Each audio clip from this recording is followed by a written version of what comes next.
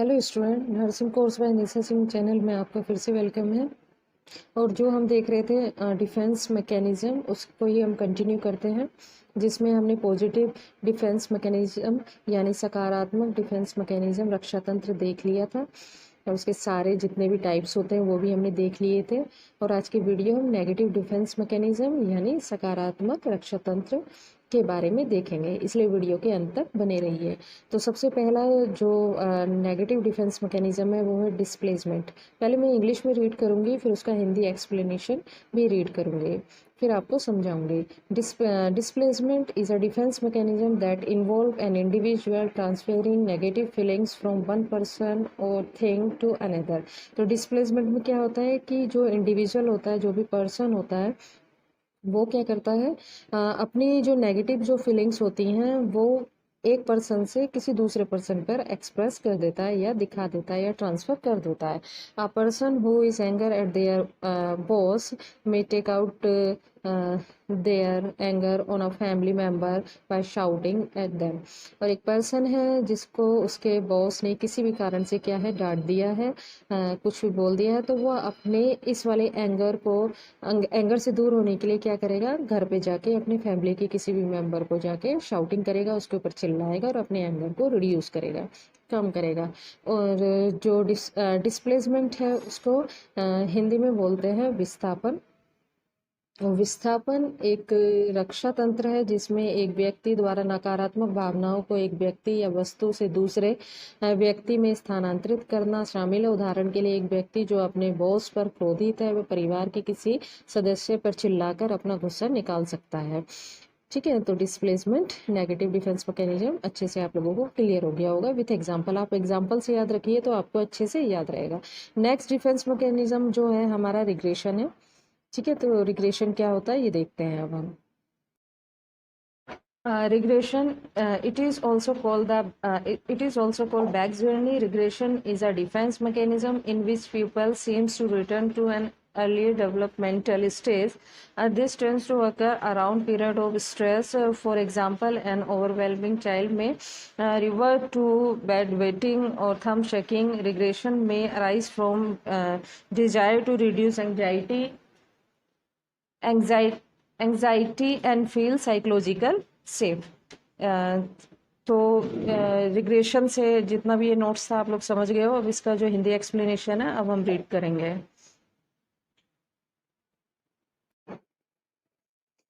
Regression defence mechanism को हिंदी में प्रतिगमन कहते हैं।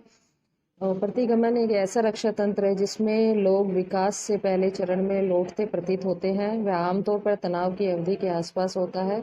उदाहरण के लिए, एक अभिभूत बच्चा बिस्तर गीला करना या एक बूंद चूसने की ओर लौट सकता है। प्रतिगमन चिंता को कम करने का और मनोवैज्ञानिक रूप से सुरक्षित महसूस करने की इच्छा से उत्पन्न हो सकता है। तो इस प्रतिगमन और ये रिग्रेशन का मतलब ये होता है बेटा कि इसमें जब किसी प्रकार की कोई स्ट्रेस होती है या मतलब तनाव होता है या चिंता में होता है पर्सन, तो वो क्या करता है कि कुछ ऐसी हरकतें करने लग जाता है जिससे वो अपने आप को सेटिस्फाई फील करता है और defence regression defence mechanism use करता है। तो इसमें एक एग्जांपल हम छोटे बच्चे का ले सकते हैं कि एक छोटा बच्चा है, उसके घर में हो सकता है कि उससे भी छोटा एक बच्चा आ जाए, तो उसके ऐसा लगता है कि सब लोग उसी को प्यार कर रहे हैं, उसी पे पूरा अपना अटेंशन दे रहे हैं। तो वो बच्चा फिर से वो है 7-8 साल का, तो एक छोटे बच्चे की तरह हरकतें करना स्टार्ट कर देता है, जैसे कि बिस्तर गीला करने लग जाएगा, या फिर वो ऐसे करता है कि अंगूठा चूसने लग जाएगा, अपना थंब सकिंग करने लग जाएगा। वो ऐसा इसलिए करता है क्योंकि वो चाहता है कि लोग उसके ऊपर क्या करें, अटेंशन दें। उसकी मम्मा जो दूसरे बच्चे पर अपना टाइम दे रही हैं, उसको फिर से उसी तरह से उसको भी देखें जैसे कि वो उसको पहले देखती थी। तो इस तरह की हरकतें करके वो इस तरह की एक्टिविटीज़ करके वो अपने आप को सेटिस्फाई फील करता है और सुरक्षित महसूस करने की इच्छा से उत्पन्न हो सकता है। तो साइकोलॉजिस्ट का भी कहना यह है कि चिंता को कम करने के लिए प्रतिगमन का यूज़ किया जाता है। नेक्स्ट जो थर्ड जो आता है हमारा नेगेटिव डिफेंस मैकेनिज्म, वो डिसोसिएशन आता है। Involves feeling disconnection from a stress और ट्रॉमेटिक इवेंट, और feeling that the event is not really happen. It is the way to block out mental trauma, protect the mind from experiencing too much stress. Sometimes disassociation leaves a person unable to remember traumatic events in their past. Example, a woman finds herself engaging blooming eating behavior in a subconscious attempt to escape feeling of shame.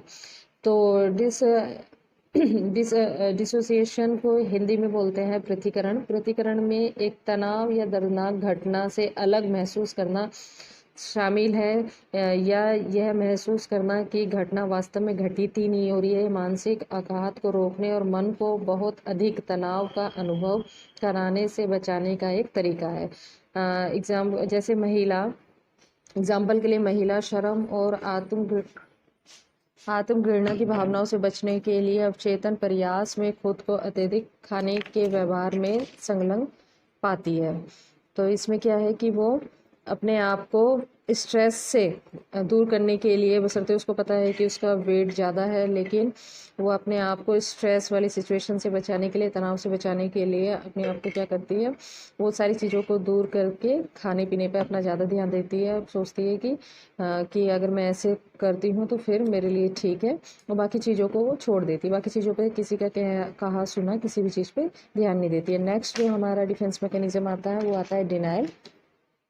ठीक है, अब हम denial defence mechanism के बारे में देखेंगे। एक बार फिर से हम अच्छे से समझ लेते हैं कि पृथक्करण क्या होता है। पृथक्करण का मतलब ये होता है कि जो चीज़ें हमें पता है, ठीक है, लेकिन उन चीज़ों को सुन के क्या हो रहा है, हमें तनाव हो रहा है या हमें टेंशन हो जा रही है उन चीज़ों को सुनकर, या कोई दर्दनाक कोई घटना है हम अलग से महसूस कर रहे हैं उन चीज़ों को सोच के। तो हम क्या करते हैं, उन चीज़ों से अपने आप को दूर रखने की कोशिश करते हैं। कि जैसे कि इसमें मैंने एग्जाम्पल दिया ना, कि एक लेडी है, ठीक है, वो जो लेडी है उसको पता है कि उसको क्या है, कुछ ना कुछ प्रॉब्लम है, ठीक है, ज़्यादा खाने की उसको प्रॉब्लम है, ठीक है, वो इंगेज रहती है, पूरे टाइम खाती रहती है, ठीक है। अब वो किसी पे किसी भी तरह का उसको कोई सेम नहीं होता, ना ही किसी प्रकार की उसकी फीलिंग्स ऐसी आती है कि वो इस चीज़ को लेके शर्म महसूस करे, ठीक है। वो क्या करती है, अपने उसी चीज़ में ही लगी रहती है और बाकी चीज़ों पे वो ध्यान नहीं देती है। तो ये होता है पृथक्करण। नेक्स्ट आता है डिनाइल। डिनाइल को अगर हम नॉर्मली बोलें तो रिफ्यूज टू एक्सेप्ट रियलिटी। तो रियलिटी को एक्सेप्ट करना ही, रियलिटी को एक्सेप्ट करना, वो रिफ्यूज करना ही डिनाइल होता है। The most common defence mechanism in denial, refusal of accepting a painful and threatening reality. Denial is a positive attitude in some cases while it is not a other. तो denial बहुत सी चीज़ों में क्या होता है, जिसमें रियलिटी को हम एक्सेप्ट नहीं कर रहे हैं, तो बहुत सी चीज़ों में ये पॉजिटिव होता है, लेकिन बहुत सी चीज़ों में पॉजिटिव नहीं होता। वैसे इसलिए इसको डिनाइल को किस में रखा जाता है, नेगेटिव डिफेंस मैकेनिज्म की कैटेगरी में ही रखा जाता है। Student who deny their needs for studying and go to the cinema for couples of times instead of studying while fail their exam. तो इसमें एक एग्जाम्पल ये है कि एक बच्चा है, ठीक है, वो बच्चा क्या है, एग्ज़ाम में फेल हो गया है, या उसके एग्ज़ाम में क्या हो गए हैं, कम मार्क्स आए हैं, लेकिन उसको पता है, लेकिन इस चीज़ को वो निगलेक्ट करते हुए अपने आप को टेंशन में नहीं रखना चाहता है। वो सिनेमा चला जाता है, ठीक है, सिनेमा मूवी देखने चला जाता है, अपने टाइम को वहीं पे स्पेंड करता है, ना कि अपनी स्टडी पर स्पेंड करे। तो इस तरह से देखा जाए तो अगर वो स्टडी नहीं करेगा तो इसका मतलब वो नेक्स्ट टाइम भी फेल हो जाएगा। तो ये नेगेटिव डिफेंस मैकेनिज्म हुआ, ठीक है। और एक तरह से वो अपने आप को स्ट्रेस फ्री भी रख रहा है। तो इसीलिए ये चीज़ भी उसके इस वाली चीज़ में, इस वाले एग्जाम्पल में ये चीज़ सही नहीं है। और हिंदी में हम इसको देखेंगे डिनाइल को, सबसे आम रक्षा तंत्र दर्दनाक, सबसे आम रक्षा तंत्र कहलाता है ये। दर्दनाक और धमकी भरी वास्तविकता को स्वीकार करने से इनकार करना, और कुछ मामलों में इनकार एक सकारात्मक दृष्टिकोण है जबकि अन्य में ये नहीं है। उदाहरण के लिए, जो छात्र पढ़ाई की अपनी आवश्यकता से इनकार करता है और पढ़ाई की बजाय कुछ समय के लिए सिनेमा देखने जाते हैं और अपनी परीक्षा से असफल हो जाएंगे, ठीक है। तो ये डिनाइल है, यानी किसी चीज़ का, रियलिटी का क्या करना है, इनकार करना, अपने आप को मेंटली सेटिस्फाइड रखना। नेक्स्ट आता है हमारा reaction formation. Show opposite reaction, reaction formation opposite reaction को शो करना। ठीक है, reaction formation is the fixation in consciousness of an idea, affect and desire that is opposite to a feared unconscious impulses. A mother who be an unwanted child, for example, may react to her feeling of quiet force, not wanting the child by becoming extremely. तो reaction formation को बोलते हैं प्रतिक्रिया गठन हिंदी में। और प्रतिक्रिया गठन एक विचार, प्रभाव या इच्छा की चेतना से निर्धारण है जो एक भयभीत अचेतन आवेग के विपरीत है। एक माँ जो एक अनचाहे बच्चे को जन्म देती है, बच्चे को ना चाहने के कारण अपने अपने अपराध को बहुत की भावना पर अत्यधिक प्रतिक्रिया व्यक्त कर सकती है। ठीक है, एक मदर है, वो नहीं चाह रही थी कि ये बच्चा उसका पैदा हो। ठीक है, लेकिन फिर भी वो बच्चा उसका पैदा हो गया है। ठीक है, अब उसको उसकी केयर करने का कोई मतलब उसके अंदर ऐसी कोई भावना नहीं है कि वो क्या करे, उसकी केयर करे। लेकिन फिर भी क्या है कि उसको लग रहा है कि अगर वो ऐसा नहीं करेगी तो इसमें क्या होगा, वो एक अपराध कर रही है। तो वो क्या करती है, फिर भी उसकी केयर करती है। तो इसमें जैसे यहाँ पे लिखा है शो अपोजिट, अपोजिट रिएक्शन, तो वो क्या कर रही है, फिर भी अपना अपोजिट रिएक्शन, एक अलग सा रिएक्शन उस पर शो कर रही है। ठीक है, जबकि उसको माँ होने के नाते उसको क्या है, पॉजिटिव रिएक्शन दिखाना, एक पॉजिटिव रिएक्शन दिखाना चाहिए, अपोजिट रिएक्शन नहीं दिखाना चाहिए। तो वो अपोजिट रिएक्शन उस पर शो करती है। तो प्रतिक्रिया गठन। अब एक बार फिर से हम इतने दिनों से जो डिफेंस मैकेनिज्म पढ़ रहे हैं उसका रिकैपिटलाइजेशन देख लेते हैं। व्हाट इज डिफेंस मैकेनिज्म हमने देखा था, what are the types of defense mechanism ये देखा था। और टाइप्स ऑफ डिफेंस मैकेनिज्म में हमने negative and positive defence mechanism देखा था। अब कंक्लूजन क्या निकल के आता है डिफेंस मैकेनिज्म का, वो हम देखते हैं। तो पहले तो हिंदी का इंग्लिश का पूरा कंटेंट है, इसको मैं रीड कर लेती हूँ, फिर उसका हिंदी एक्सप्लेनेशन हम देखेंगे। Defence mechanism our the natural way of the dealing with stressful situation, negative thoughts and actions. Such tools are often used by as the unconsciously without long term consequences. However, it is the increase your anxiety stress level and the handling your normal day to day activities.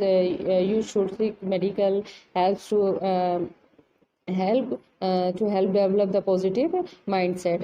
एक रक्षा तंत्र तनावपूर्ण स्थितियों में नकारात्मक विचार कार्यों से निपटने का हमारा प्राकृतिक तरीका है। ऐसे उपकरण अक्सर हमारे द्वारा बिना किसी दीर्घकालीन परिणाम के अनचाहे में उपयोग किए जाते हैं। हालांकि यदि यह आपकी चिंता या तनाव के स्तर को बढ़ाता है, जिससे आपकी सामान्य प्रतिदिन की गतिविधियों में बाधा आती है और आपको सकारात्मक मानसिकता विकसित करने में मदद के लिए चिकित्सा सहायता लेनी पड़ती है। तो ये सारा हमारा क्या है, कंक्लूजन है डिफेंस मैकेनिज्म का।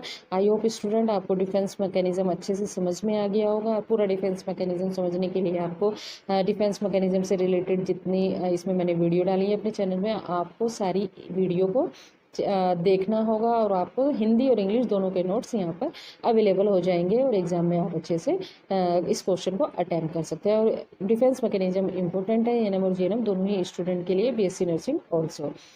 Thanks for watching.